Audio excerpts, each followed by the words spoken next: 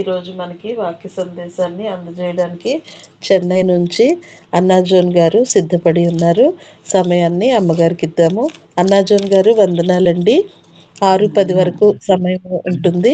సమయాన్ని దృష్టిలో ఉంచుకుని వాక్య సందేశాన్ని అందజేయవలసిందిగా ప్రేమపూర్వక ఆహ్వానము.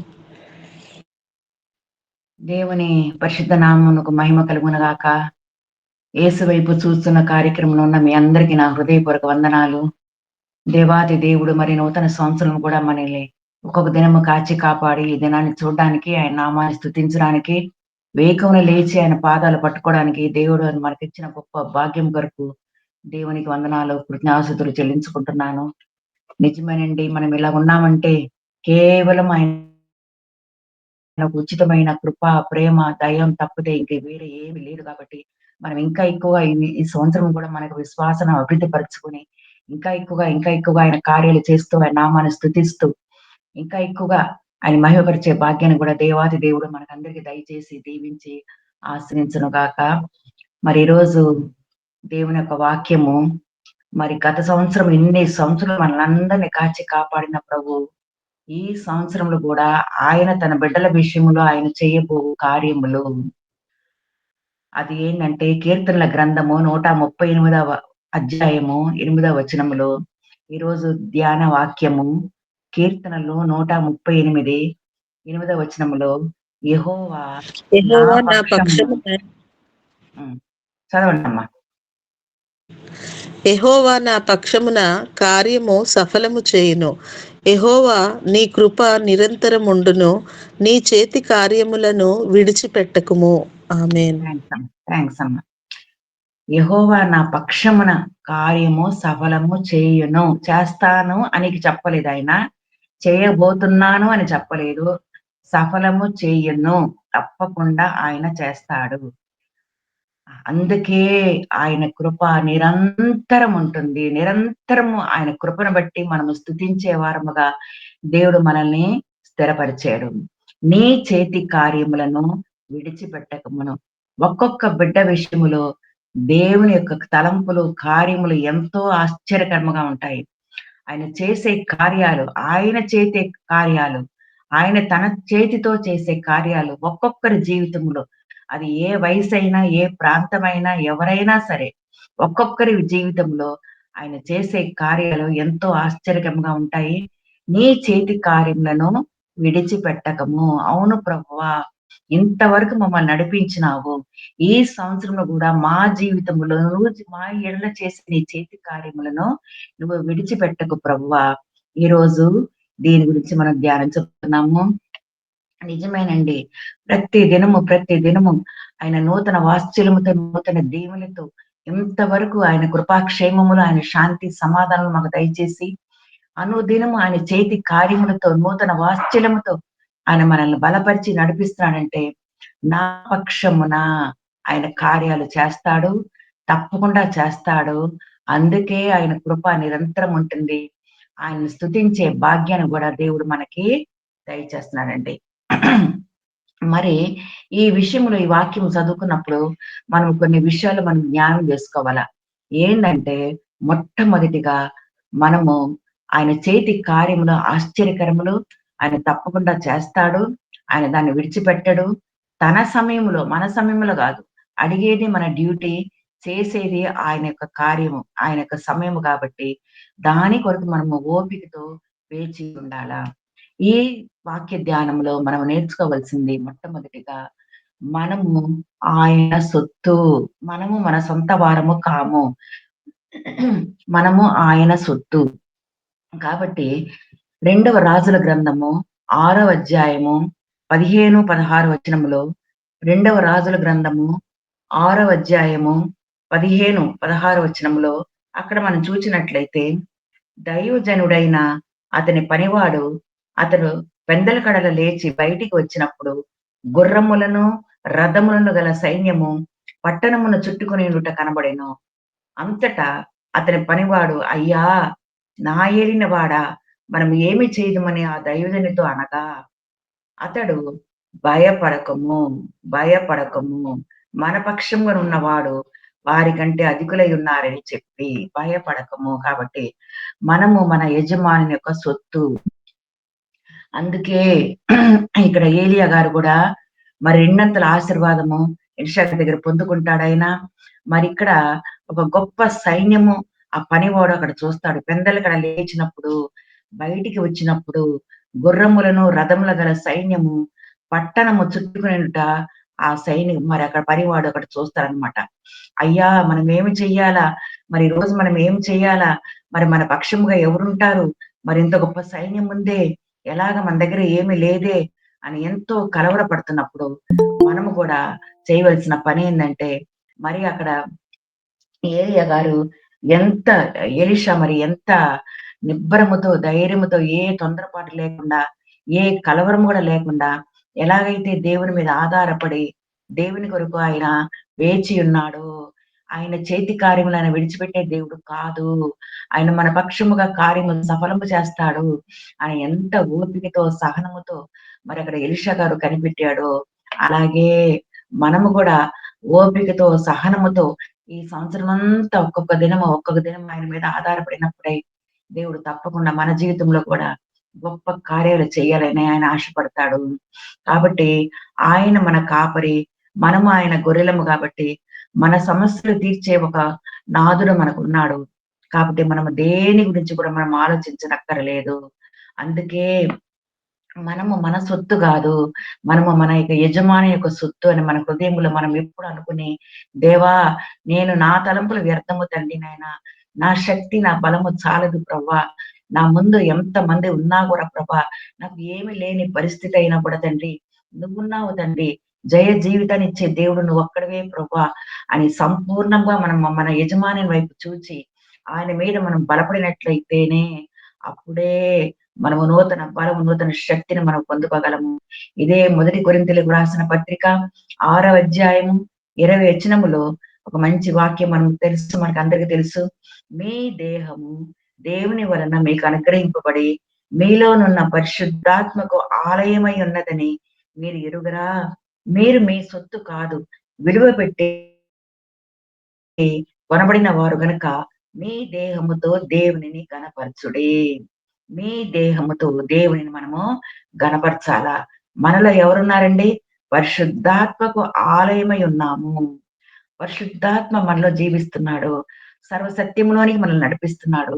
ప్రతి నిమిషము మనము మన సొత్తు కాదు, మన యజమానిని సొత్తు అని మనం గ్రహించినప్పుడే, సంపూర్ణంగా ఆయన మీద ఆధారపడినప్పుడే, అప్పుడే ఆయన మన పక్షముగా ఉంటాడు.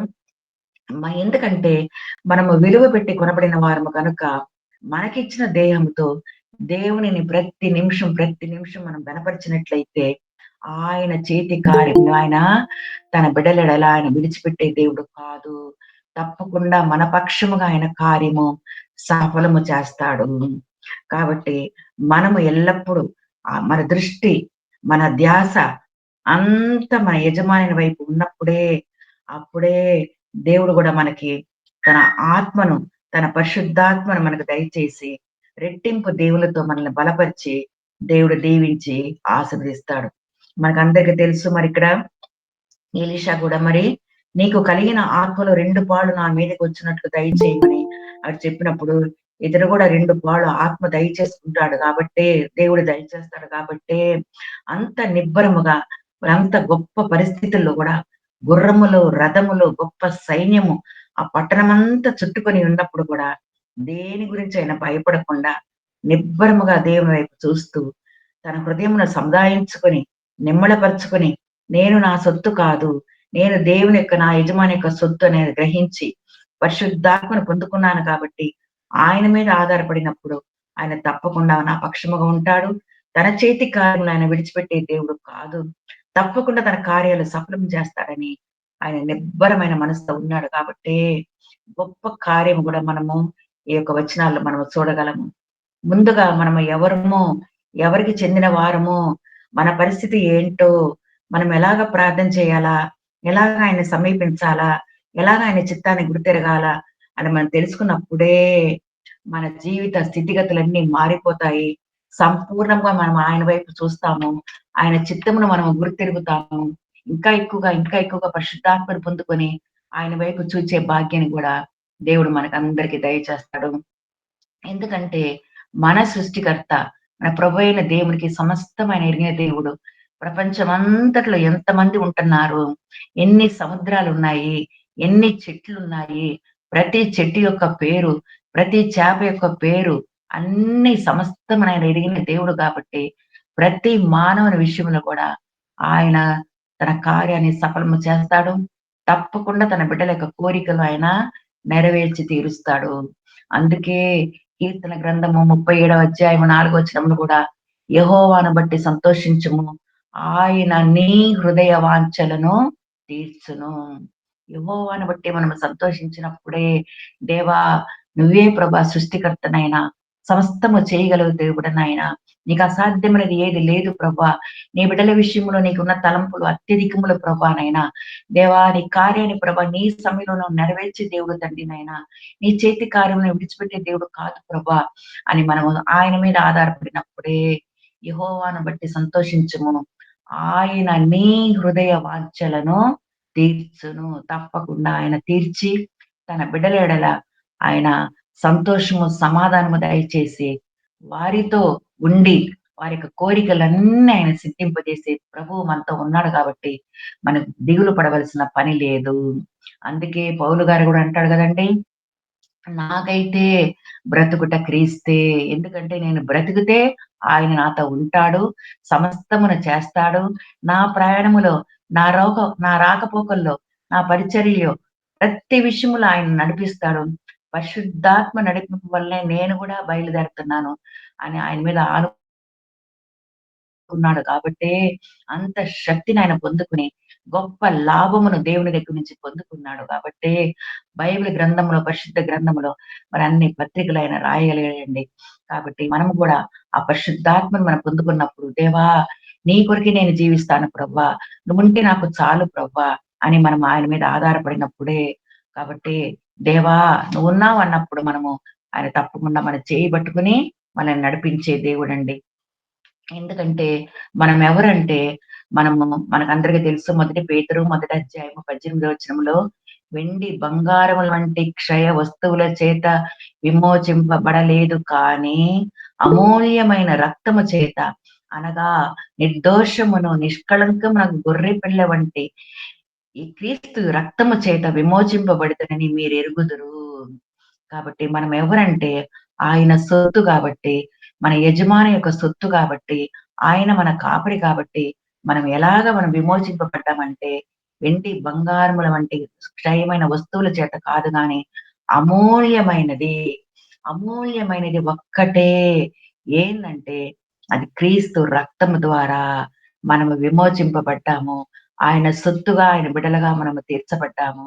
కాబట్టి ఆయన మనల్ని చేసిన కార్యం ఏందంటే, నిర్దోషమును, నిష్కళంకమైన గొర్రె పిల్ల వంటి అటువంటి ప్రశస్తమైన రక్తము ద్వారా, అమూల్యమైన రక్తము ద్వారా మనల్ని విమోచించి, తన సొత్తుగా, తన బిడ్డలుగా చేసుకున్నాడు కాబట్టి, ఈ రోజు వరకు మనం సురక్షితంగా, నెమ్మదిగా, సమాధానముతో ఆయన మీద ఆధారపడి జీవించే భాగ్యాన్ని కూడా దేవుడు మనకి దయచేసాడండి. అందుకే ఎలీషా గారు కూడా తెలుసుకున్నాడు. నేను ఆరాధించే దేవుడు ఎవరు? ఆయన తప్పకుండా నా పక్షముగా ఉంటాడు. తన చేతి కార్యం నన్ను విడిచిపెట్టే దేవుడు కాదు అని తెలుసుకున్నాడు కాబట్టి, గుర్రములను, రథములను చుట్టూ ఉన్నా కూడా ఆయన ఏమీ భయపడలేదు. కానీ పనివాడు భయపడ్డాడు. తన దగ్గర ఉన్న పనివాడు భయపడ్డాడు. ఎందుకంటే ఎలీషా ఏమి జవాబిస్తున్నాడో అని మనం ఇక్కడ చూసినట్లయితే, మన పక్షముగా ఉన్నవాడు వారికంటే అధికుడై ఉన్నాడని చెప్పి, వీరి కండ్లు తెరవమని ఎలీషా ప్రార్థన చేయగా, కండ్లు తెరవమని దేవా! నేనైతే ఎట్లయితే ఆత్మీయ కన్నులు కలిగినైనా నిబ్బరముగా నేను నీ వైపు చూస్తున్నాను. అలాగే ఈ పనివాని కన్నులు కూడా తెరుచు ప్రభువా నాయనా. వాడు కూడా ఎట్టి పరిస్థితిలో కూడా వాడు భయపడకుండా తండ్రి నాయనా, నిన్ను గనపరిచి, నిన్ను మహిమపరిచే భాగ్యాన్ని దయచేయి ప్రభువా అని ఎలీషా అక్కడ ప్రార్థన చేస్తున్నట్లు మనము చూస్తున్నామండి. కాబట్టి విశ్వాసం లేని వారే అడుగుతారు. ఎక్కడ, ఎప్పుడు, ఏమి జరుగుతది? ఎలాగ చేయాలా? అని వాళ్ళే కలవరపడతారు. కానీ మనము విశ్వాసంలో బలపడ్డాము కాబట్టి, ధైర్యంతో, నిబ్బరంతో అది ఎన్ని కష్ట పరిస్థితులైనా కూడా దేవుని వైపు చూస్తూ, ఆయన నామాన్ని గణపరుస్తూ సంతోషముతో, ధైర్యముతో నివసించే భాగ్యాన్ని కూడా దేవుడు మనకి దయచేసాడండి. కాబట్టి ఈ సమయంలో మరి మోషే గారికి కూడా తెలుసు. నేను ఎవరిని ఆరాధిస్తున్నాను, నేను ఎవరి చేత ఎన్నుకొనబడ్డాను అని మోషే గారికి కూడా తెలుసు కాబట్టి, ఆయన దేవుని మీద ఆధారపడ్డాడు కాబట్టి, ఆయన చేతిలో ఏమి లేదండి. ఒక కర్ర మాత్రమే ఉంది. ఆ కర్రని పెట్టుకొని గొప్ప కార్యాలు చేసినట్లు కూడా మనము బైబిల్ గ్రంథంలో మనము చూస్తున్నామండి. కాబట్టి దేవుని యొక్క శక్తిని మనం పొందుకుంటే, అది ఏ చిన్న వస్తువైనా సరే, మనమెంత బలహీనమైనా సరే, ఆయన మన పక్షంగా ఉన్నాడు కాబట్టి, గొప్ప కార్యాలు, ఆశ్చర్య కార్యాలు ఆయన చేసి, తన బిడ్డల యొక్క హృదయాలను ఆయన సంతోషపరిచే దేవుడు మనకున్నాడు. కాబట్టి మన యజమానికి తెలుసు. తన బిడ్డల్ని ఎట్లా సంరక్షించాలా, ఎలాగా కాపాడాలని మన కాపరికి తెలుసు. మన యజమానికి తెలుసు కాబట్టి, మనము ఎట్టి పరిస్థితిలో గూడా మనము భయపడనక్కరలేదు. ఎందుకంటే, మనము ఆయన సొత్తు. ఆయన స్వరము మాత్రం మనం వింటే చాలు. ఆయన స్వరమును విని, ఆయన స్వరమునకు మనం లోబడి, ఆయన చిత్తమును గుర్తెరిగితే తప్పకుండా, తప్పకుండా ఆయన మనకి నూతన శక్తి దయచేస్తాడు. దేని గురించి గూడా మనం భయపడనక్కర్లేదు. అది ఎన్ని పరిస్థితులొచ్చినా గూడా, తారుమారైనా గూడా ఆయన మన పక్షంగా ఉన్నాడు గాబట్టి, ఆయన చేతి కార్యములను ఆయన విడిచిపెట్టే దేవుడు కాదు. రెండవదిగా మనం చూసినట్లయితే, ఇటువంటి మన యజమానిని మనం ఆరాధించినప్పుడు, మన యజమాని సొత్తుగా మనం ఉన్నప్పుడు, ఆయన తన బిడ్డల విషయంలో గొప్ప కార్యాలు చేస్తున్నప్పుడు, తప్పకుండా, తప్పకుండా రెండవదిగా విరోధి తప్పకుండా పక్కనే ఉంటాడు. పక్కనే ఉండి వెంటనే వీళ్ళిన్ని ఆశీర్వాదాలు పొందుకుంటున్నారే, ఎట్లైనా వీళ్ళని విశ్వాసం నుంచి తొలగించాలా, దూరపరచాలా అని సాతాను పక్కనే ఉండి ఆలోచిస్తది. కాబట్టి ఎట్లైనా వీరిని నా చేతుల్లోకి తీసుకోవాలా, ఎట్టైనా వీరిని పడద్రోయాలా అని అది మనతోనే కాచి ఉంటది. కాబట్టి ఆ ప్రభువే చెప్పాడు. యోహాను సువార్త 16 అధ్యాయంలో, "లోకంలో మీకు శ్రమ కలుగును, అయినను ధైర్యము తెచ్చుకొనుడి. నేను లోకంలో జయించి ఉన్నాను" అని ఆ ప్రభు మనతో చెప్పాడు కాబట్టి, మనము కూడా విశ్వాసంతో ఎన్ని పరిస్థితులు అది కష్టమైన నష్టమైన అన్ని పరిస్థితుల్లో కూడా మనం ఆయన వైపు చూస్తూ, ఆయన చిత్తమును గుర్తెరిగి, దేవా! ఎట్టి పరిస్థితులు కూడా ప్రభా నేను తొలగిపోకుండా, నా విశ్వాసం నేను కాపాడుకుంటూ, ఇంకా స్థిరమైన పునాది నేను వేసుకుంటూ, నీ వైపు చూస్తూ ఎందుకంటే నువ్వు నా యజమానుడివి తండ్రి నాయన. నేను నీలో ఉన్నాను ప్రభా! నేను నీ సొత్తు ప్రభా!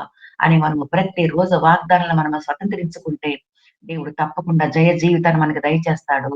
గొప్ప నిబ్బరమైన మనసుతో గూడా ఈ లోకంలో మనము ముందుకు కొనసాగే భాగ్యాన్ని కూడా దేవుడు మనకి దయచేస్తాడు.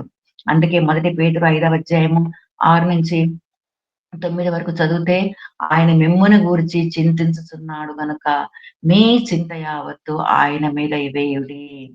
మన చింత కష్ట పరిస్థితుల్లో దేవుని దగ్గర ఆశీర్వాదాలు పొందుకొని సంతోషముగా ఉండే సమయంలో, సాతాను వచ్చి మనల్ని తొందరపాటు చేసినప్పుడు, మనము చేయవలసిన పనేందంటే, మన చింత యావత్తు ఆయన మీద మనం వెయ్యాలా. అయ్యో! వాళ్ళు సుఖముగా ఉన్నారే, వీళ్ళు సుఖముగా ఉన్నారే, వాళ్ళు బాగున్నారే, వాళ్ళకి దేవుని ధ్యానించకపోయినా గూడా వాళ్ళందరూ బాగున్నారే అని మనం అనుకున్నప్పుడు, అక్కడ మనము కీర్తన గ్రంథము 73వ అధ్యాయము 16వ వచనములో మనం చూస్తున్నాము. మనకందరికి తెలుసు. వారి అంతమును గూర్చి ధ్యానించే వరకు ఆ సంగతి నాకు ఆయాసకరముగా ఉండెను. నిశ్చయముగా నీవు వారిని కాలు జారు చోటనే ఉంచి ఉన్నావు. మనం అనుకోవచ్చు. అయ్యో! వాళ్ళు గుడికి పోకపోయినా గూడా, వాళ్ళు దేవునికి ప్రార్థన చేయకపోయినా గూడా, వాళ్ళు సంతోషంగా ఉన్నారే, వాళ్ళకేం కష్టాలు రాలేదే, మనము జీవం గల దేవుడిని ఆరాధిస్తుంటే, మనకి ఈ శ్రమలు, ఈ శోధనలు మనకొస్తున్నాయే అని మనకు అనుకున్నప్పుడు, అప్పుడు మనం ఈ వాక్యాన్ని మనం ధ్యానం తెచ్చుకోవాలా. వారి అంతమును గూర్చి ధ్యానించే వరకు, ఆ సంగతి నాకు ఆయాసకరముగా ఉండెను. అవును. ఏంటి ప్రభువా! వాళ్ళు బాగున్నారే, నాకే ఎందుకు నాయనా ఈ శోధనలు ప్రభా! నువ్వు ప్రార్థనలు వినే దేవుడు కదా తండ్రి నాయన. ఎందుకు తండ్రి ఈ క్లిష్ట పరిస్థితులు ప్రభా! అని మనం అనుకున్నప్పుడు, నిశ్చయముగా నీవు వారిని కాలు జారు చోటనే ఉంచి ఉన్నావు అని మనము అక్కడ చూస్తున్నాం. కాబట్టి మనము ఆయన మీద ఆధారపడినప్పుడు, దృఢమైన విశ్వాసం, దృఢమైన పునాది మనం వేసుకున్నప్పుడు, మన చింత యావత్తు ఆయన మీద వేసినప్పుడు, ఆయన తప్పకుండా నూతన శక్తితో, నూతన బలముతో, తన పునరుత్థానపు శక్తితో మనలందరిని ఆయన బలపరిచి, ధైర్యపరిచి దీవిస్తాడండి. ఇక్కడ మరి ఈ రెండవ రాజులు 6వ అధ్యాయంలో మనకందరికీ తెలుసు. మరి సిరియన్లు ఇశ్రాయేలు దేశమునకు వాళ్ళు వస్తారు. కానీ వారిని ముట్టడి వేయొచ్చు, వారిని జయించొచ్చు. కానీ ఇశ్రాయేలు ప్రజలను మాత్రం వాళ్ళు ముట్టలేరు. ఎందుకంటే ఇశ్రాయేలు ప్రజలు దేవుని చేత ఎన్నుకొనబడిన వారు. ఎందుకంటే మనం ఆయన చేతిలో ముద్రింపబడిన వారము. మనము ఆయన సొత్తు కాబట్టి ఎంత శత్రువులైనా, అది సిరియా దేశమైనా, ఏ దేశమైనా గూడా తన నమ్ముకున్న బిడ్డలు ఇశ్రాయేలు ప్రజల్ని ముట్టడానికి వీలు లేదు. ఆ ప్రాంతాల్ని వాళ్ళు జయించొచ్చు. వాళ్ళ సైన్యాలు వాళ్ళు యూజ్ చేసుకోవచ్చు. ఆ గ్రామాల్ని వాళ్ళు పట్టుకోవచ్చు. ఎన్నైనా చేయొచ్చు గానీ, ఇశ్రాయేలు ప్రజల్లో మాత్రం వాళ్ళు ముట్టుకోలేరు. ఎందుకంటే, వాడు దేవుని యొక్క సొత్తు. దేవుని చేత ఏర్పరచబడిన వారు కాబట్టే, అక్కడ సిరియన్లు వచ్చినప్పుడు కూడా ఇశ్రాయేల్ వాళ్ళు అక్కడ జయించలేకపోయారు. మనకందరికి తెలుసు. యోబు గారి జీవితంలో గూడా మరి మొదటి అధ్యాయంలోనే ఎంత గొప్ప సాక్ష్యము మరి దేవుని దగ్గర నుంచి పొందుకుంటాడండి యోబు గారు. అందుకే ఈ సాతాను వచ్చినప్పుడు గూడా దేవుని దగ్గర పర్మిషన్ అడగాల్సిన పనొచ్చింది. పర్మిషన్ అడుగుతదనమాట. నువ్వు ఇంతగా ఈయన్ని ఆశ్రయించావు కాబట్టే అతను నిన్ను వదిలిపెట్టకుండా ఉన్నాడు అని అక్కడ ఏమి చేయాలని సాతాను గూడా దేవుని దగ్గర అక్కడ బాధమాడుతున్నట్లు మనకు తెలుసండి ఇక్కడ. కాబట్టి మనము ఆయన చేతిలో ఉన్నప్పుడు ఎవరు గూడా మనల్ని అపహరించలేరు. ఎవరు గూడా మనల్ని జయించలేరు. ఎందుకంటే మనము ఆయనకి సంబంధులము. ఆయన బిడ్డలము. ఆయన సొత్తు కాబట్టి మన జీవితంలో గొప్ప కార్యాలు చేసే దేవుడు మనకున్నాడు. కాబట్టి ఇక్కడ మనం చూసినట్లయితే డైరెక్ట్‌గా ఆ సాతాను గూడా మరి యోబు గారిని ఏమి చేయలేకపోయింది. ఇక్కడ 2వ కొరింథీయులకు రాసిన పత్రిక 4వ అధ్యాయము 17వ వచనములో 2వ కొరింథీయులకు రాసిన పత్రిక 4వ అధ్యాయము 17వ వచనంలో ఏం చూస్తున్నామంటే, నేను బలవంతుడను కాను. ప్రభువు నా ప్రక్కన నిలిచి నన్ను బలపరచెను కనుక నేను సింహపు నోట నుంచి తప్పింపబడితిని. మనము బలహీనులమే. ఏమి చేయలేము. కానీ మన ప్రభువు బలవంతుడు. ఆయన ఎప్పుడు మన పక్కన ఉండి మనల్ని గొప్ప ప్రమాదం నుంచి, అపాయము నుంచి ఆయన మనల్ని తప్పించి రక్షించే దేవుడు. కాబట్టి ఇక్కడ యెహోవా ఆ యొక్క పనివాని కండ్లు తెరవమని ఇక్కడ అది ఎలీషా గారు దేవునికి ప్రార్థన చేస్తున్నట్లు మనం చూస్తున్నామనమాట. కాబట్టి చుట్టూ ఏమున్నాయండి? పర్వతము, అగ్ని, గుర్రముల చేత, రథముల చేతను నిండియుండుట చూచెను.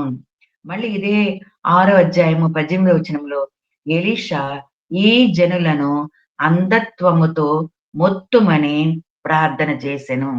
అంధత్వముతో మొత్తుమని ప్రార్థన చేసెను. అంటే ఇక్కడ ప్రార్థన గూడా ఒకలాగా ఆహ్, వ్యతిరేకంగా ఉన్నట్టు మనకు కనబడతది. అక్కడేమో కండ్లు తెరవమని ప్రార్థన జేస్తాడు. ఇక్కడేమో అంధత్వముతో మొత్తుమని ప్రార్థన జేస్తాడు. ఎందుకంటే ఆయన కావాలని అట్లా చేయలేదు కానీ, ప్రతి విషయములో దేవుడు నా ప్రార్థన వింటాడు. నా పక్షం ఉంటాడు. నేను ఆయన సొత్తు. కాబట్టి దేవుడు తప్పకుండా ఈ ప్రజలు చూచేటట్టు గొప్ప కార్యాలు దేవుడు నా జీవితంలో చేయిస్తాడు అని అక్కడ ఎలీషా గారు ప్రార్థన చేస్తున్నట్టు మనం చూస్తున్నాం. వీరి కండ్లను అంధత్వంతో మొత్తమని అక్కడ ప్రార్థన చేస్తాడు. మరి ఇదే 2వ రాజులు 6వ అధ్యాయం 20 వచనంలో వారు షోమ్రోను పట్టణమునకు వచ్చినప్పుడు వీరు చూచినట్లు కండ్లు తెరువమని ప్రార్థన చేయగా వారి కండ్లను తెరవజేసెను. మళ్ళా షోమ్రోను పట్టణంలోకి వచ్చినప్పుడు మళ్ళా వాళ్ళ కళ్ళు తెరువు దేవా అని ప్రార్థించినప్పుడు మరి అక్కడ వాళ్ళ కండ్లు కూడా తెరవబడినట్లు మనము చూస్తున్నాము. కాబట్టి ఇక్కడ ఎలీషా గారు ఆ శత్రువు మోక ఎదురుగుండా ఉంది. గొప్ప రథములు, సైన్యములు ఉన్నా గూడా ఆయన నిబ్బరముతో దేవుని మీద ఆధారపడి, దేవా నీ చేతి కార్యములను విడిచిపెట్టకు ప్రవ్వా.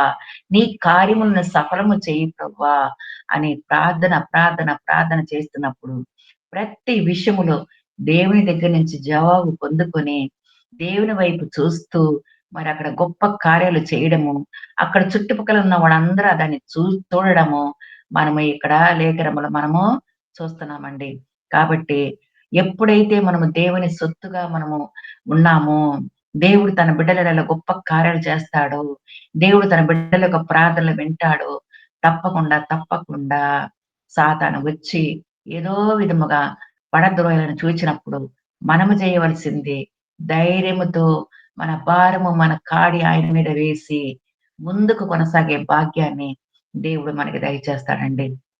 తర్వాత మనం చూచినట్లయితే ఈ యొక్క అధ్యాయంలో ఎన్నో ప్రమాదములు, శోధనలు వచ్చినా కూడా మనము చేయవలసిన కార్యం ఏంటంటే ఆయనకి లోబడాలా, ఆయన మీద సంపూర్ణంగా మనం ఆధారపడాలా.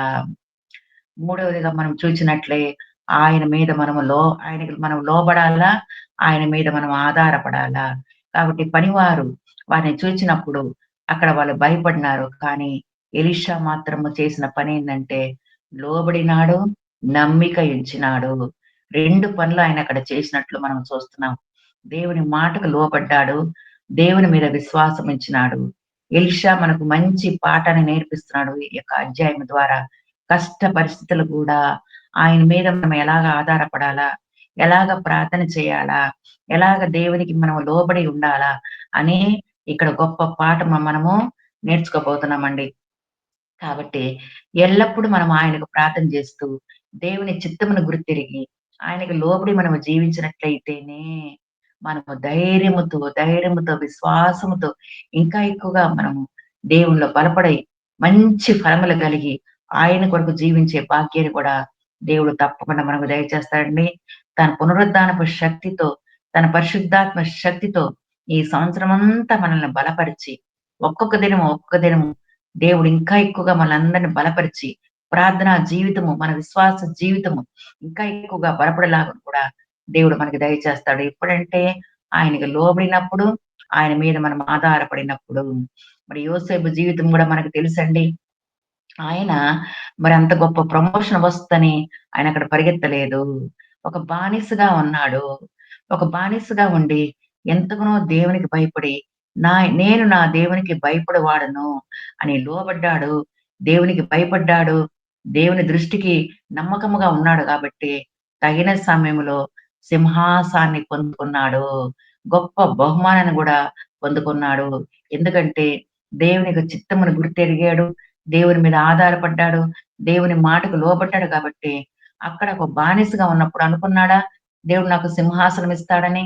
కానీ ఎప్పుడైతే లోబడిన జీవితము, దేవుని మీద ఆధారపడిన జీవితం ఆయన కలిగి ఉన్నాడో, అప్పుడే తగిన సమయంలో గొప్ప సింహాసనాన్ని గూడా దేవుడు ఆయనకి దయచేసినట్లు మనకు తెలుసండి.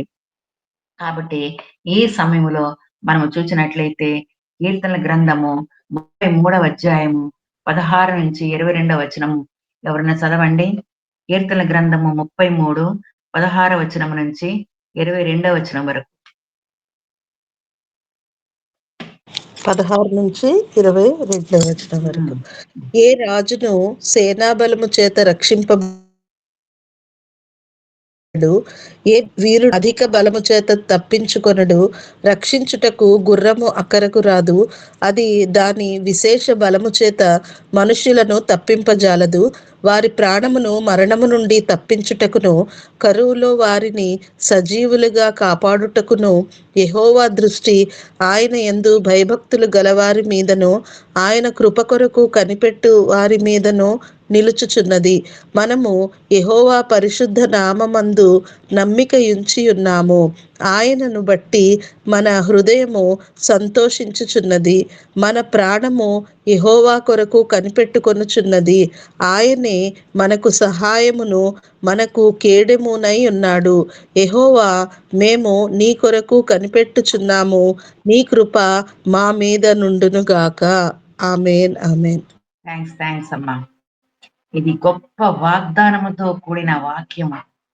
కాబట్టి ఇక్కడ ఎలీషా గారు తన చుట్టూ రథములు, సైన్యములు ఉన్నా కూడా దేని గురించి కూడా భయపడకుండా, ఎందుకంటే పరిశుద్ధాత్మను పొందుకున్నాడు కాబట్టే, నేను దేవుని సొత్తు, నేను నా సొంతము కాదు అని ఎప్పుడైతే ఆయన తెలుసుకున్నాడో, నిబ్బరమైన మనసుతో ఆయన ముందుకు కొనసాగాడు. ప్రార్థన జీవితము, దేవుని చిత్తమును గుర్తెరిగాడు. దేవునికి లోబడ్డాడు కాబట్టే గొప్ప కార్యాన్ని గూడా మనం అక్కడ చూస్తున్నామండి. అక్కడ 2వ రాజులు 6వ అధ్యాయంలో. ఇక్కడ మనము కీర్తనల గ్రంథము 33వ అధ్యాయము 16 వచనంలో మనం చూసినట్లయితే, ఏ రాజును సేనా బలము చేత రక్షింపబడడు. ఏ వీరుడును అధిక బలము చేత తప్పించుకొనడు. రక్షించుకొనుటకు గుర్రము అక్కరకు రాదు. నిజమేనండి. అక్కడ గొప్ప సైన్యము, రథములు ఉన్నా కూడా ఆ పనివాడు భయపడ్డాడే గాని, మరి ఎలీషా గారు దాని నుంచి దాన్ని భయపడలేదు. కాబట్టి మన ప్రాణములు తప్పించుకొనుటకును, కరువులో వారిని సజీవులుగా కాపాడుటకును యెహోవా దృష్టి ఆయన యందు భయభక్తులు గల వారి మీదను, ఆయన కృప కొరకు కనిపెట్టుకుని వారి మీదను నిలిచి ఉన్నది. నిజమేనండి.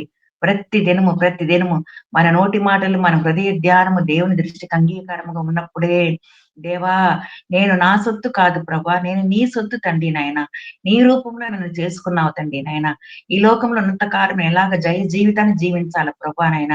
అది ఎన్ని పరిస్థితులు తారుమారైనా గూడా ప్రభా, నీ యందు నేను భయభక్తులు కలిగి ఉంటాను కాబట్టే, నీ కృప కొరకు నేను కనిపెట్టుకుంటున్నాను ప్రభా!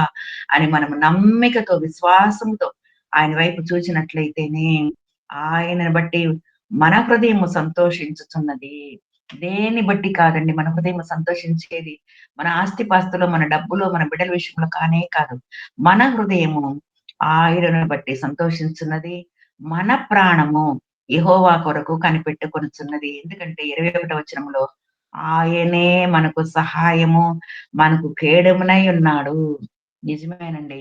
మనకు సహాయము చేసే దేవుడు, మన కేడెము, కేడెమంటే మనల్ని కాచి, కాపాడి, మనల్ని ప్రొటెక్షన్ చేసే దేవుడు. ఆయన ఒక్కడే కాబట్టి, ఏ పరిస్థితులొచ్చినా గూడా ఆయన ముందు ఉండి, ఏ కష్టము రానీయకుండా, తన బిడ్డల ఎడల ఒక కేడెముగా ఆయన ఉంటాడు. మనకు సహాయము చేసే దేవుడు ఆయనే. అందుకే లాస్ట్ వచనంలో కూడా యెహోవా మేము నీ కొరకు కనిపెట్టుచున్నాము. నీ కృప మా మీద ఉండును గాక. అందరూ అడుగుతారు మనల్ని ఎలాగున్నారండి? బాగున్నారంటే, బాగున్నామండి దేవుని కృప, దేవుని కృప అంటాం. ఆ కృప అనే మాటలో తెలుగులో ఏమో 2 వచనాలు, ఇంగ్లీష్‌లో ఏమో 5 పదాలది. అయినా గూడా ఎంత చిన్న మాటైనా గూడా దానిలో ఎంతో శక్తి ఇమిడి ఉన్నది కాబట్టి ప్రతి దినము ఆయన కృప కొరకే మనం వేచి ఉంటున్నాము. ఆయన కృప మీదనే మనం ఆధారపడుతున్నాము. ఆయన కృప కొరకే మనము దేవుని వేడుకుంటున్నాము. కాబట్టి ఇక్కడ కూడా మరి ఎలీషా గారు గూడా దేవుని కృప కొరకు ఆయన ఎదురు చూచాడు. దేవుని కృప మీద ఆధారపడ్డాడు. ఏ గుర్రములను, రథములను మరి ఆయనకి సహాయము చేయలేదు. దేవుని కృప మాత్రమే ఆయనకి సహాయం చేసింది కాబట్టి, ఆ సమయంలో మరి సిరియన్లు అంత గొప్ప సైన్యముతో వాళ్ళు వచ్చినప్పుడు కూడా, దేని గురించి ఆయన భయపడకుండా, నిబ్బరముగా ఆయన దేవుని వైపు చూస్తూ, ఇంకా ఎక్కువగా ధైర్యంతో ప్రార్థన చేస్తూ, దేవునికి చిత్తమును గురితెరిగి, దేవునికి లోబడి, మరి దేవుని మీద ఆధారపడ్డాడు కాబట్టే, ఆ చివరి వచనం ఆ యొక్క రాగానే మనం గొప్ప కార్యాలు కూడా ఆ ఎలీషా వారి ద్వారా మనం గొప్ప పాఠం కూడా మనం అక్కడ నేర్చుకుంటున్నామండి. కాబట్టి మనం గూడా మన జీవితంలో మనకెన్నో కలలొస్తాయి. ఆ కలలన్నీ అది టెంపరరీయే, కొంతకాలమే. కానీ దేవుని ఉద్దేశములు మాత్రమే అది నిరంతరము నిలుస్తాయి. నిరంతరము నిలుస్తది. అందుకే ఇర్మియా గ్రంథము 29వ అధ్యాయము 11వ వచనంలో గూడా మనకు తెలుసు. మనకు నిరీక్షణ కలిగున్నట్టుగా అవి సమాధానకరమైన ఉద్దేశములు గాని, హానికరమైనవి కావు. హానికరమైనవి కావు. తన బిడ్డల విషయములో ఆయన కృప చూపే దేవుడు, ఆశ్చర్యకార్యాలు జరిగించే దేవుడు. అవి ఆశీర్వాదకరంగా ఉంటాయి గానీ, అవి హానికరంగా ఉండవు. కాబట్టి మనం ఎల్లప్పుడు దేవా! నీది కృప కొరకు మేము ఎదురు చూస్తున్నాము తండ్రి నాయన. ఈ సంవత్సరం అంతట్లో తండ్రి ఒక్కొక్క దినం, ఒక్కొక్క నెల ప్రభా! నీ కృప ఉంటే మాకు చాలు తండ్రి నాయన. ఇంకా ఎక్కువగా ప్రార్థనా జీవితం మాకు దయచేయి ప్రభా! నీ చిత్తమునకు నేను మేము లోబడి ప్రభా! నీ మీద ఆధారపడే భాగ్యాన్ని మాకు దయచేయి ప్రభా! ఎందుకంటే నువ్వు సమస్తమునైనా చేయగల దేవుడు తండ్రి నాయన. నీ కృపకు కనిపెట్టు వారి మీద నీవు సదాకాలము మేము నీ యందు నమ్మిక ఉంచున్నాము కాబట్టి ప్రభా! నువ్వొక్కడివే తండ్రి మా హృదయ వాంఛలను తీర్చే దేవుడు తండ్రి నాయన. కాబట్టి మా హృదయమును నిన్ను బట్టే మా హృదయం సంతోషిస్తున్నది ప్రభా! మా ప్రాణము నీ కొరకు కనిపెట్టుచున్నది ప్రభా నాయన అని మనము ఆ వాగ్దానాలన్నీ మనం ఒక్కొక్క దినము చెప్పుకుంటా ఉంటే దేవుడు తప్పకుండా మన జీవితంలో కూడా గొప్ప కార్యాలు చేయాలని ఆయన ఆశపడుతున్నాడండి. కాబట్టి ఇక్కడ గూడా మనం చూసినట్లయితే ఇక్కడ నిర్గమకాండము 14వ అధ్యాయము 13వ వచనంలో కూడా అందుకు మోషే వాళ్ళతో అంటాడు, భయపడకుడి యెహోవా మీకు కలుగజేయు రక్షణను మీరు ఊరక నిలుచుండి చూడుడి. ఆయన మీ పక్షమున యుద్ధము చేయను. మీ పక్షమున యుద్ధము చేస్తాడు. తప్పకుండా, తప్పకుండా మన పక్షముగా ఉంటాడు. మనతో ఎన్ని పరిస్థితులొచ్చినా గూడా ఆయన ముందుండి, ఆయనే ఆ యుద్ధాన్ని జయించి, మనకి జయ జీవితాన్ని ఆయన దయచేస్తాడు. మరి ఒక చిన్న పిల్లవాడు గూడా మరి 9 అంగుళాలు పొడుగున్న ఒక మనిషి ముందు నిలబడి, ఏ కవచాన్ని గూడా ధరించుకోకుండా, ఒక చిన్న వడిసితో మరి ఆయన్ని పడద్రోశాడంటే, అది దేవుని యొక్క కార్యము గాబట్టే, దేవుని మీద ఆధారపడ్డాడు. దేవుని యందు విశ్వాసం ఉంచాడు. ఎంత పొడుగు మనిషి అయినా పర్వాలేదు. ఆయనకి కవచముంది. నాకు ఏమి లేదు. నాకు ఏ సైన్యం గూడా లేదు నా ఎనకాల. కానీ యుద్ధము యెహోవాదే అని ముందుకు కొనసాగినప్పుడే జయ జీవితాన్ని దేవుడు మన చిన్న బాలునికి దయచేసినట్లు మరి మనం బైబిల్ గ్రంథంలో మనం చూస్తున్నామండి. కాబట్టి సంపూర్ణంగా ఆయన మీద ఆధారపడినప్పుడు, ఆయన చిత్తమును మనం గుర్తెరిగినప్పుడు, దేవుడు మన జీవితంలో గూడా గొప్ప కార్యాలు చేయాలని ఆయన ఆశపడుతున్నాడు. ఎలాగ ప్రభా మోషే గారికి కూడా తెలీదు. ఏంటి ప్రభా మరి ఈ సముద్రాన్ని ఎలాగ మేము దాటాలి తండ్రి నాయన? మా దగ్గర సైన్యము లేదే, మా దగ్గర యుద్ధ బలము లేదే, ఏమి లేదన్నప్పుడు, ఏమి వద్దు, ఏమి వద్దు. నీ చేతిలో ఉన్న ఒక కర్ర ఉంటే చాలు. నేను నిన్ను నడిపిస్తాను. నేను ముందుంటాను. నీ వెనక ఉంటాను. నీ ప్రక్కన ఉంటాను. నువ్వు చూస్తావు తప్పకుండా గొప్ప కార్యాలు నువ్వు చూస్తావు అని అనినప్పుడు మరి మోషే గారు కూడా లోబడ్డాడు. దేవుని చిత్తాన్ని గుర్తెరిగాడు. దేవుని మీద ఆధారపడ్డాడు కాబట్టి ఆ ఎర్ర సముద్రాన్ని దాటే భాగ్యాన్ని గూడా దేవుడు మరి తన ప్రజలకందరికీ అక్కడ ఆయన దయచేశాడండి. కాబట్టి ఎప్పుడైతే మనము మన సొత్తు కాదు, దేవుని సొత్తని గ్రహిస్తామో, అప్పుడే సాతాను వచ్చి మన దగ్గరున్న ఆశీర్వాదాలను పొందుకోవాలని ఆశిస్తది. ఆయన గూడా మన పక్షం ఉండి యుద్ధము చేసి, మనకి జయ జీవితాన్ని మనకు దయచేసే దేవుడు మనకున్నాడు. అటువంటి పరిస్థితిలో మనం సంపూర్ణంగా ఆయన మీద ఆధారపడి, ఆయన చిత్తమును మనం గుర్తెరిగినట్లయితే, దేవుడు తప్పకుండా మన ప్రార్థనలు వింటాడండి. మన ప్రార్థనలకు ఆయన జవాబు దయచేస్తాడు. ఇంకా చివరిగా మనం చూసినట్లయితే దేవుడు మన జీవితంలో ఎన్నో అవకాశాలు మనకు దయచేస్తున్నాడు. ఒక్కొక్క దినం నూతన వాత్సల్యముతో, నూతన దీవెనలతో ఆయన మనల్ని బలపరిచి, మనల్ని ధైర్యపరుస్తున్నాడు. ఎన్నో అవకాశాలు గూడా ఇది చెయ్యి, అది చెయ్యి అని దేవుడు మనకి చెప్తున్నప్పుడు కొన్నిసార్లు మన పనులను బట్టి, మనకు బలహీనతలను బట్టి, మనకు నిరుత్సాహాన్ని బట్టి మనం వెనకబడిపోతున్నాము. కానీ ఈ సంవత్సరంలో దేవుని యొక్క ఉద్దేశాలు ఏమున్నాయో మన జీవితంలో, దేవుని మీద ఆధారపడి మనం ప్రార్థన జేసి దేవా! ఎందుకు నన్ను నీ సొత్తుగా చేసుకున్నావు తండ్రి. నేను ఏమి చేయాలి ప్రభా? ఏమి చేసి నిన్ను సంతోషపరచాలి ప్రభా నాయన.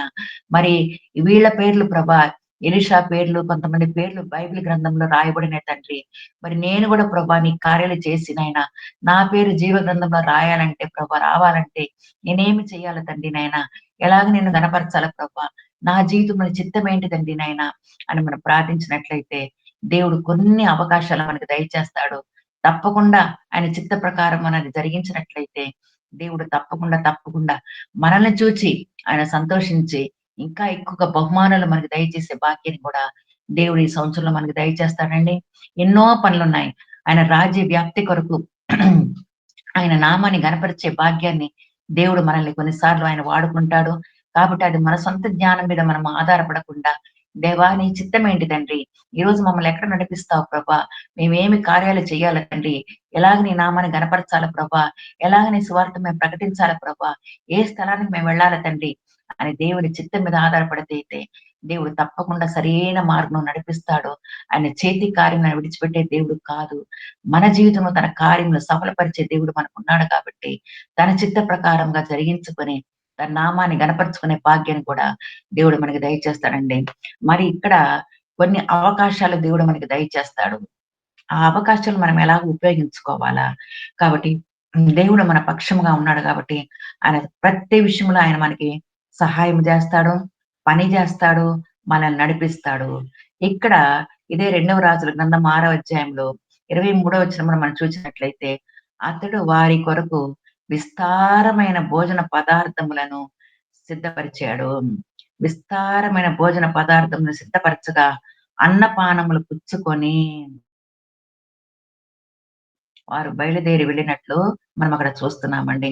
మరి శత్రు మోక అక్కడ వచ్చినప్పుడు మరక్కడ ఆ పనివాడు అడుగుతాడు. ఎట్లా ఏం చేయాలన్నప్పుడు అతడు పనివారి కొరకు విస్తారమైన భోజన పదార్థములను సిద్ధపరిచినట్లు మనం చూస్తున్నాము. ఎప్పుడు చేయలేని పని అక్కడ జరుగుతున్నది. దేవుని ప్రణాళికలు మనకు అర్థం కాదండి. కాబట్టి దేవుడు మనకు అవకాశాలు ఇచ్చినప్పుడు సంపూర్ణంగా ఆయన మీద ఆధారపడి ఆయనకి లోబడినట్లయితేనే దేవుడు ఆ కార్యాలని మన జీవితంలో ఆయన నెరవేరుస్తాడు. ఇంతవరకు మన దేవుని కార్యంలో మన తలపోసుకొని ఎటువంటి స్థితిలో నుంచి ఎటువంటి స్థితిలో మమ్మల్ని తీసుకొచ్చినావు ప్రభువా! నీ ప్రేమ, నీ కృప, నీ దీవెనల కొరకు నీకు స్తోత్రం దేవా! మరి ఈ సంవత్సరంలో ప్రభువా నాయనా, ఈ నూతన సంవత్సరంలో ఈ దినాన్ని చూడడానికి నీ కృపను దయచేసినావు తండ్రి. నీ చిత్తం ఏంటి ప్రభా మా జీవితం అనుకున్నప్పుడు దేవుడు తప్పకుండా గొప్ప కార్యాలు మన జీవితంలో చేస్తారండి. అప్పటి నుంచి ఇది 2వ రాజుల 6:23 వచనంలో అప్పటి నుంచి సిరియన్ల దండెవారు ఇశ్రాయేలు దేశములోనికి వచ్చుట మానిపోయెను. మానిపోయెను. కాబట్టి దేవుడిచ్చిన అవకాశాల్ని మనం సంపూర్ణంగా ఆయన మీద ఆధారపడినప్పుడు దేవుడే బయలుపరుస్తాడు.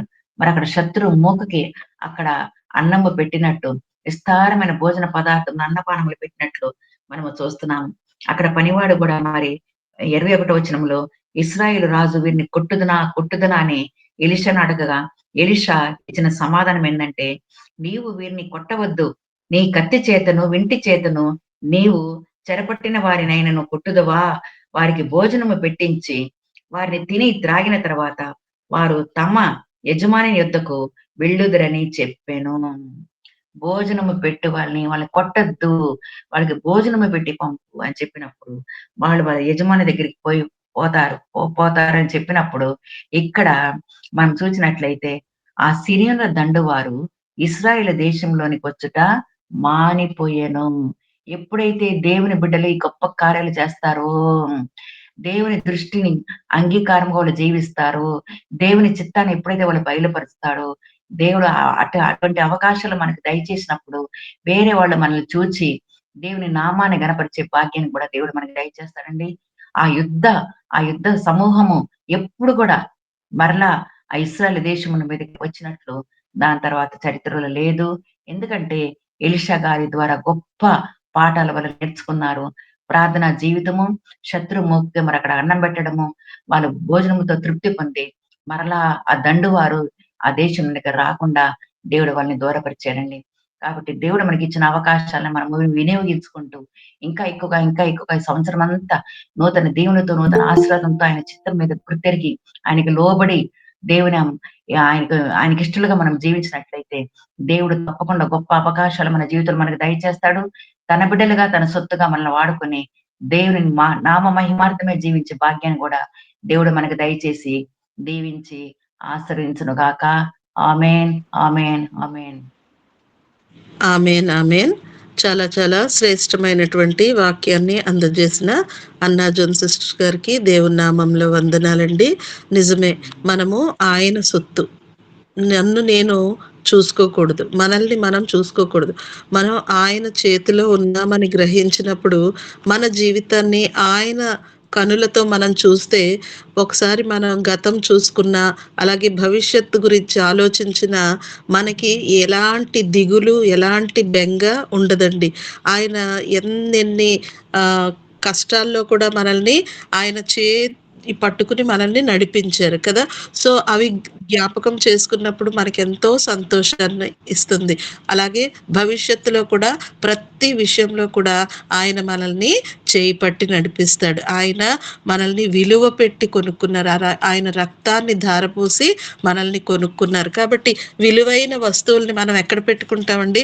చక్కగా ఎక్కడైనా బీరువాలో గానీ, షోకేస్‌లో గానీ అందరికీ కనపడేటట్టు ఇది చాలా వాల్యుబుల్ అని కనపడేటట్టు మనం ప్రదర్శన ఇస్తాము కదా!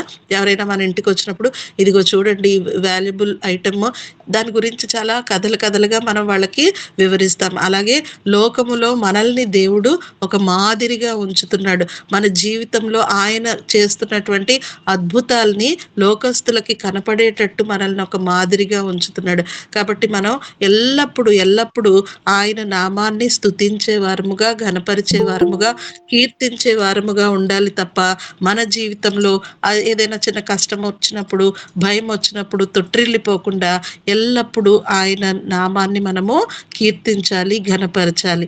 మన నోటిలో ఆయన నామమే స్తుతించబడేటట్టు మనము మార్చుకున్నప్పుడు మనకన్నీ కూడా ఆయన సమృద్ధిగా దయచేసే దేవుడు. మనం ఎల్లప్పుడూ కూడా ఆయనను స్తుతించాలి అంతే. అప్పుడు మన జీవితము జయ జీవితముగా ఆయన నడిపించుకుంటారు.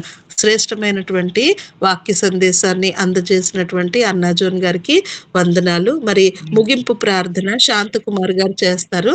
అలాగే సిస్టర్ గారి ఆశీర్వాదంతో మనం తెలుగు సెషన్ ముగించుకుందాం. శాంతకుమార్ గారు, మీరు ప్రార్థన చేస్తారా అండి? పరిశుద్ధుడ, ప్రేమ నమ్మకం గల మా తండ్రి, కృపా కనికరమ ప్రభు, జీవం గలమైనా వందనాలు స్తోత్రాలు వేలాది వేలు చెల్లించుకుంటున్నాం తండ్రి. ప్రాతకాల సమయంలో ప్రభు తండ్రిని మీకు పరిశుద్ధ సన్నిధానంలో చేరి మీకు పరిశుద్ధమైనటువంటి దేవుళ్ళు పొందటానికి నా తాన్ని మా హృదయాలను సరి చేసుకోవటానికి మా యొక్క జీవిత ప్రయాణంలో సరైన మార్గం నడవటానికి నా తండ్రి మీ దాసుల దారుల ప్రభావం మాకు దయచేసినటువంటి చక్కటి మార్గాన్ని బట్టి, వాక్య మార్గాన్ని బట్టి వందనాలు స్తోత్రాలు చెల్లించుకుంటున్నాం తండ్రి. వాక్యంలో ఉన్న ఆత్మీయ సత్యాల ప్రభావ మీ దాసులు బయలుపరచుండగా అందులో ఉన్న ఆత్మీయ సత్యాలు మేము గ్రహించడానికి నా తండ్రి, గ్రహించగల మనసును మాకు దయచేసిన తండ్రి, అనుసరించవలసినటువంటి ప్రభాతాన్ని మార్గంలో మేము నడవటానికి హృదయ సిద్ధపాటు మాకు దయచేసిన తండ్రి. క్రీస్తు బిడ్డలా నడిచే కృపను మా మీద కృమించండి, మా మీద కృమించైనా సహాయం చేయండి. అవును ప్రభా, యెహోవా నా పక్షం కార్యం సఫలం చేయననే అంశంలో ప్రభా, అవును ప్రభా, మా పక్షం మీ కార్యం సఫలం చేయుచుండగా తండ్రి మీకు వందనాలు స్తోత్రాలు చెల్లించుకుంటున్నాం. కానీ ప్రభా ఆ యొక్క ఆశీర్వాదం మేము పొందటానికి నా తండ్రి మా హృదయాలోచనలో ప్రభా ఏసేపు ఓలే ప్రభా తండ్రి సిద్ధపాటు కలిగిన మనసుతో ప్రభా తండ్రి మీ యందు భయభక్తులతో క్రీస్తు బిడ్డలకు మేము నడుస్తున్నా తండ్రి. యోర్దాను ఇశ్రాయేలు ప్రజలు దాటినప్పుడు ప్రభావ మందసాన్ని వెంబడించినారు తండ్రి. అదేవిధంగా నూతన సంవత్సరంలో ప్రభావ వాక్యం మేము వెంబడిస్తున్నారు తండ్రి. వాక్యం ఆత్మీయ సత్యాలు మేము గ్రహించి వాటిని పొందుకొని ప్రభావ మా హృదయాలోచనలో మీకు సంతోషకరంగా నమ్మకంగా ఉండుచు మా పక్షాన మీరు ప్రభావ కృపణ దయచేసే దేవుడు నమ్ముచు విశ్వాసంతో ముందు నడిచే కృపను మా మీద కృపణించమని తండ్రి ఈ ఉదయకాల సహవాసాన్ని మీరు దీవించి ఆశించి బహుగా ఫలింపచేసి మీ కృపతో నడిపించమని క్రీస్తు నామమున దీనమనసుతో బ్రతిమాలి వేడుకొచ్చున్నాం తండ్రి. ఆమేన్. ఆమేన్. ఆమేన్. అందరము కలిసి ప్రభు నేర్పిన ప్రార్థన చేసుకుంటామండి. పరలోకమందున్న మా తండ్రి, నీ నామము పరిశుద్ధపరచబడును గాక, నీ రాజ్యం వచ్చును గాక, నీ చిత్తము పరలోకమందు నెరవేరుచును భూమి యందు నెరవేరునుగాక.